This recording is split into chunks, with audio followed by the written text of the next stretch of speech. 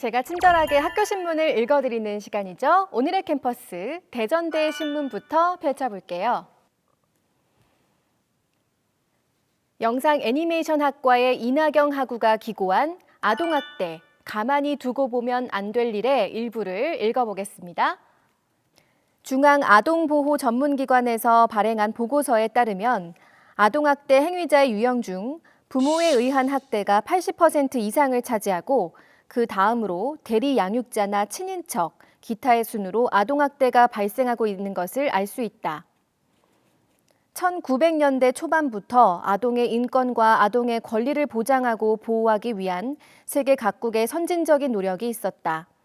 이런 노력은 외국의 얘기만이 아니었다. 비슷한 시기에 소파 방정환 선생님은 태극기를 흔들며 나라의 독립을 외치는 운동뿐 아니라 국가의 미래인 아이들을 바르게 성장시키는 것 또한 독립운동의 하나이다라고 말씀하시며 아동의 올바른 인격 형성과 교육 제공을 위해 노력하셨다. 유교적 사상에 입각해 자녀를 소유물로 생각하며 엄하게 다스리려 했던 문화 속에서 아이들에 대한 생각이 각별했던 분이 있었다는 사실은 참으로 자랑스러운 일이 아닐 수 없다.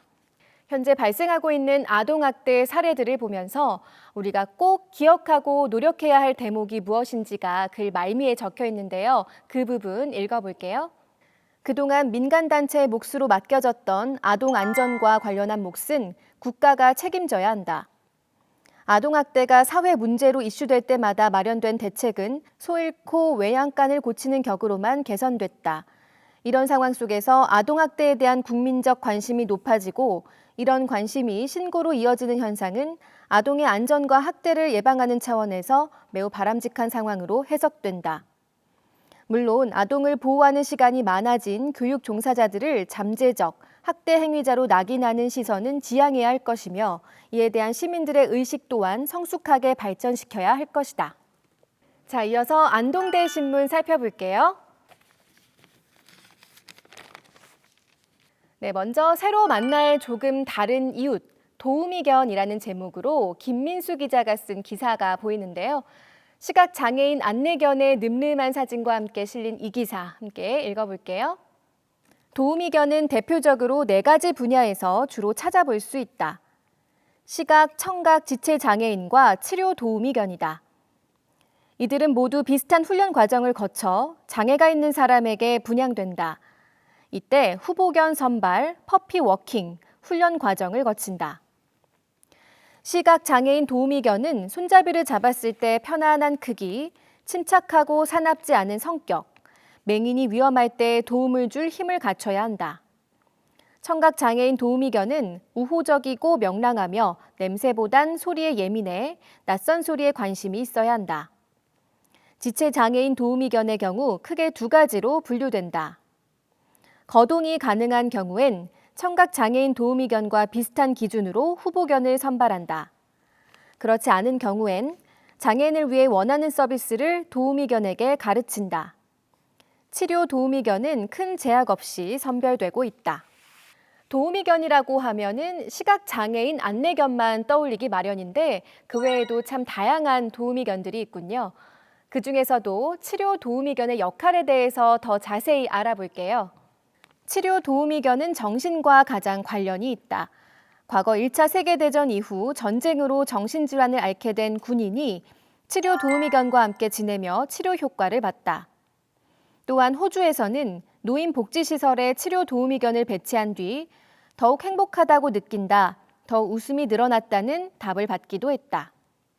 다른 도우미견들은 생활을 보조하고 삶의 질을 윤택하게 하는 데 집중한다면 치료 도우미견은 사회생활에 문제가 있는 사람에게 정서적 안정과 사회화 능력을 향상하는 데 이바지하며 자폐, 정신발달장애, 정서불안, 우울증과 같은 정신보건장애를 앓고 있는 환자의 치료수단으로 활용된다. 다른 도우미견과 달리 서툴고 심한 쓰다듬기, 고통을 주는 끌어안기 등 갑작스러운 자극에 적응하는 훈련과 군중 속에서 적응하기 같은 사회성 훈련을 받는다. 이렇게 훈련받은 도우미견들은 복지촌, 요양원, 병원 등에서 환자들과 함께 생활하며 그들이 잃어가는 웃음을 되찾아준다. 그런데 우리가 일상 속에서 이런 도우미견들과 마주쳤을 때 주의해야 할 점들이 있다고 하는데요. 귀엽다고 무심코 쓰다듬거나 먹을 것을 주는 등의 행동이 정말 위험하다고 합니다. 이 기사를 통해서 자세히 알아볼게요. 잘 훈련된 도우미견의 주의를 앗아갈 수 있는 행동인 간식을 주는 것, 부르거나 시선을 끄는 것과 같이 도우미견의 업무 중 시선을 뺏을 법한 행동을 주의하고 나의 반려동물과 함부로 만나게 하는 것도 위험한 행위로 간주해 돌발 상황을 유발한다. 또한 무작정 도우려고 장애인이나 환자에게 도움의 손길을 내미는 것도 도우미견에겐 주인이 위협을 받는다고 인식해 안 좋은 결과를 초래할 수도 있다. 장애인분에게 도움을 주고자 할 때는 도움이 필요한지 먼저 묻는 것이 중요하다. 다가온 2000만 애견인 시대에 가족의 구성원이 된 강아지는 누군가에게는 손, 발, 눈, 귀가 되기도 한다. 혼자 살아갈 수 없는 사회적 동물인 사람과 공존하는 반려동물이 반려라는 이름을 받은 이유일 것이다. 이 반려동물 중 사람에게 헌신하며 사는 동물이 있다. 스티븐 그렉 에틱스 그룹 회장은 이렇게 말했다. 헌신은 책임을 완수하기 위해 스스로 선택한 노동 시간과 자신의 능력을 개발하기 위한 노력, 그리고 동료를 위한 개인적인 희생을 포함한 모든 부분에서 드러나는 것이다. 이 말처럼 사람과 사람 사이의 헌신과 강아지가 사람에게 하는 헌신 모두 존중하고 존경받아야 한다. 다음은 이영훈 기자가 쓴 또 다른 유익한 정보 기사, 저는 개인정보 지킴이라고 합니다를 읽어볼 텐데요. 먼저 기사 가운데 등장하는 이 요상한 문자, 뭘까요? 우리가 인터넷에서 자주 접하는 보안 문자입니다. 이 기사는 바로 이 보안 문자의 필요성과 중요성에 대한 글인데요. 그럼 읽어볼게요. 흔히 보안 문자라 불리는 문자열의 진짜 이름은 캡차이다. 우리말로 번역하면 컴퓨터 자동 가입 방지 프로그램이다. 캡차는 사용자가 사람인지 컴퓨터 프로그램인지를 확인해 개인정보를 보호하고 해킹을 방지하는 역할을 한다. 컴퓨터가 인식할 수 없는 찌그러진 문자를 보여주고 이를 해독시켜 사람과 컴퓨터를 구분하는 것이다. 캡차에 소모되는 시간은 평균 10초다. 사용자는 10초 동안 찌그러진 문자를 정확하게 입력해 개인정보를 보호한다.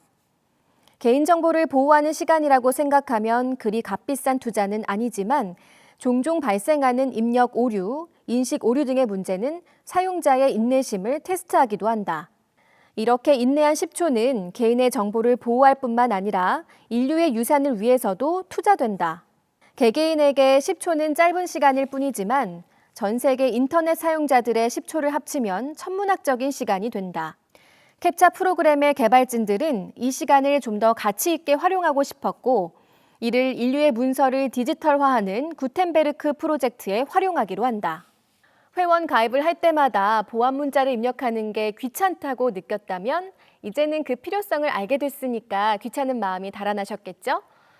자, 그런데 구텐베르크 프로젝트는 뭘까요? 그 부분을 읽어볼게요. 구텐베르크 프로젝트는 인류의 모든 서적을 디지털화해 가상 도서관을 만드는 대형 프로젝트다. 당시엔 컴퓨터가 서적을 스캔해 디지털화하는 방법을 사용했는데 오래된 서적일수록 종이나 잉크가 발해 해독률이 낮아진다는 단점이 있었다. 출간된 지 50년이 넘는 책을 스캔할 경우 약 30% 정도 해독이 불가했다. 컴퓨터가 인식하지 못한 글자는 사람이 직접 해독해야 하는데 돈, 인력, 시간 등을 따졌을 때 불가능한 일이었다. 여기서 캡차가 활용된다. 캡차는 기존의 문자와 컴퓨터가 인식하지 못한 스캔 자료 총 2개의 문자를 사용자에게 제시한다. 사용자는 이 문자들을 입력해 개인정보를 지킴과 동시에 컴퓨터가 읽지 못한 문자를 대신 읽어주는 일을 하게 된다. 이를 리캡차라고 한다.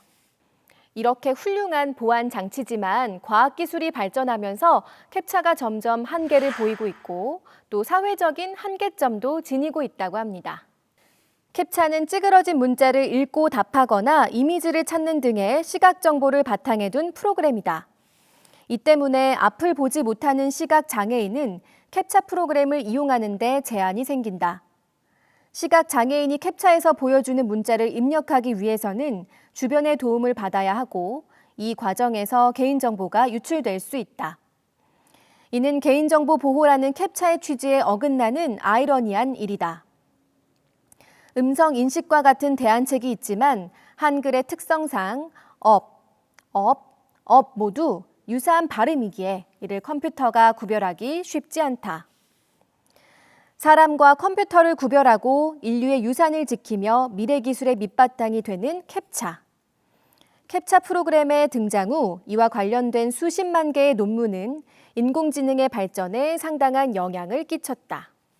다음으로 박민지 기자가 쓴 민식이법 제대로 알기라는 기사를 통해서 민식이법에 대해서 알아볼게요. 민식이법이 시행된 후 특가법 제5조의 13에 어린이들을 사망에 이르게 한 경우에는 무기 또는 3년 이상의 징역에 처한다는 조항이 논란되며 관련법 개정을 주장하는 청와대 국민청원도 35만 명의 동의를 얻었다. 해당 조항은 운전자의 과실 여부와 상관없이 스쿨존에서 어린이가 사망할 경우 가중처벌을 받는다고 알려졌다. 하지만 알려진 내용은 사실이 아니다.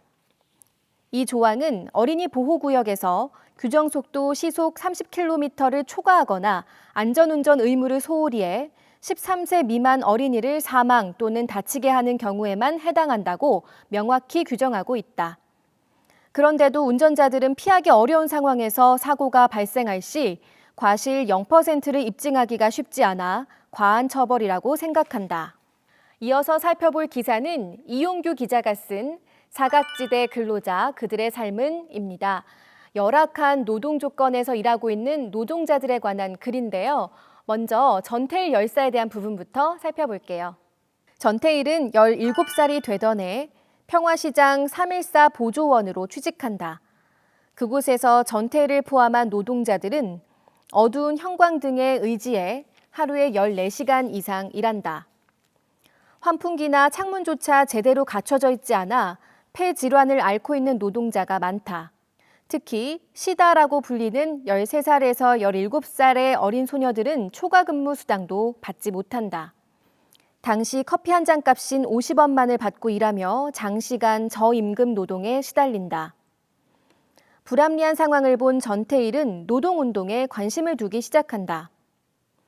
1968년 근로기준법이 존재한다는 것을 알게 된 그는 1년 뒤인 1969년 6월 동료 노동자들과 근로기준법을 몰랐던 자신을 비판하고 바보라 칭하며 바보회를 조직하게 된다. 이후 노동청에 찾아가지만 아무 성과를 이뤄내지 못하고 해고당한다. 그는 해고된 뒤 막노동을 하다가 다시 평화시장으로 돌아와 1970년 9월 삼동친목회를 조직한다. 평화시장 노동자들에게 노동 환경을 조사하는 설문지를 돌려 노동청, 서울시, 청와대 등의 진정서를 제출한다. 이후 노동 환경 실태가 신문에 실리게 돼 노동자들과 공장 간 협의가 이루어지는 듯 했지만 결국 무산된다. 전태일과 삼동의 회원들은 한 번 더 맞서기로 한다. 평화시장 앞 근로기준법 화형식을 진행해 노동자의 권리를 찾고 지켜지지 않는 근로기준법을 격파하고자 한다. 경찰의 방해가 있자 전태일은 몸에 석유를 뿌리고 불을 붙여 근로기준법 준수를 외치면서 세상을 떠난다. 네, 이렇게 전태일 열사의 생애를 짧게 요약해서 짚고 있는데요. 그로부터 50여 년이 지난 지금 노동자들의 삶은 얼마나 어떻게 달라졌을까요? 기사를 통해 알아볼게요. 국제노동기구는 지난달 7일 전 세계 노동자의 81%인 27억여 명이 코로나19로 해고되거나 근무 시간이 축소됐다고 분석했다. 확산을 막기 위해 각국이 이동 제한, 상점 폐쇄 등 조치를 해 기업과 상점들이 문을 닫아 업무를 축소해 빚어진 결과다. 가장 취약한 분야는 유통, 제조, 숙박, 요식업으로 전 세계 노동력의 약 38%를 차지한다.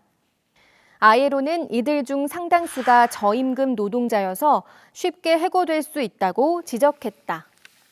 네, 마지막으로 충북대 신문을 펼쳐볼게요. 점점 교묘해지는 디지털 성범죄의 어제와 오늘, 박채연 기자가 쓴 전면 기획 기사입니다.